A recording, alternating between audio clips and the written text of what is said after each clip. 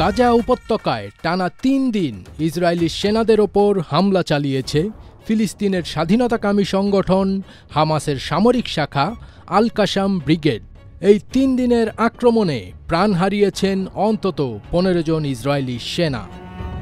সংবাদ মাধ্যম Al Jazeera এক প্রতিবেদনে জানিয়েছে, গেল শুক্রবার গাজার উত্তরাঞ্চলের তুফাহ এলাকায় হামাসের সামরিক শাখা আল কাসাম ব্রিগেড একটি সাজোয়া যান লক্ষ্য করে বিস্ফোরক রকেট হামলা চালায়। এতে যানটির ভেতরে থাকা ১৭ জন সেনার মধ্যে ৭ জনই নিহত হন এবং বাকি ১০ জন আহত হন। তুরস্কের রাষ্ট্রায়ত্ত সংবাদ সংস্থা আনাদোলু এজেন্সি জানায়, গত বৃহস্পতিবার গাজা সিটি এলাকায় আল কাসাম ব্রিগেডের গুলিতে আরও একজন ইসরায়েলি সেনা নিহত হয়েছেন।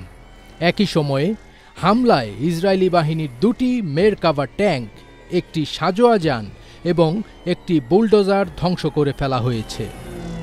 তারও একদিন আগে দক্ষিণ গাজার খান ইউনুস এলাকায় সংঘটিত আরেকটি হামলায় প্রাণ হারান আরও ৭ ইসরায়েলি সেনা।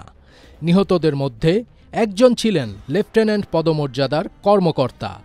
আল কাসাম ব্রিগেডের ছদ্মবেশী যোদ্ধারা অতর্কিত হামলা চালিয়ে তাদের লক্ষ্যবস্তু করে। ৩ দিনের হামলায় ইসরায়েলি বাহিনীর প্রাণহানির ঘটনা সাম্প্রতিক সময়ের মধ্যে অন্যতম বড় বলে জানিয়েছে বার্তা সংস্থা রয়টার্স। গত মার্চে যুদ্ধবিরতির পর পুনরায় গাজায় অভিযানে যাওয়ার পর এটাই সবচেয়ে বেশি সংখ্যক সেনা নিহত হওয়ার ঘটনা। বিশেষজ্ঞদের মতে এটি ইসরায়েলি বাহিনীর জন্য এক গুরুতর মনস্তাত্ত্বিক ও কৌশলগত ধাক্কা।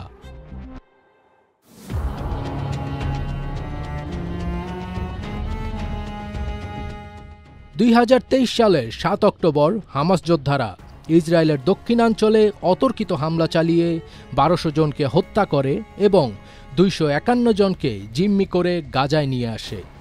এর প্রতিক্রিয়ায় ওই দিন থেকেই গাজায় ভয়াবহ সামরিক অভিযান শুরু করে ইসরায়েলি প্রতিরক্ষা বাহিনী আইডিএফ, যা এখনও চলমান রয়েছে।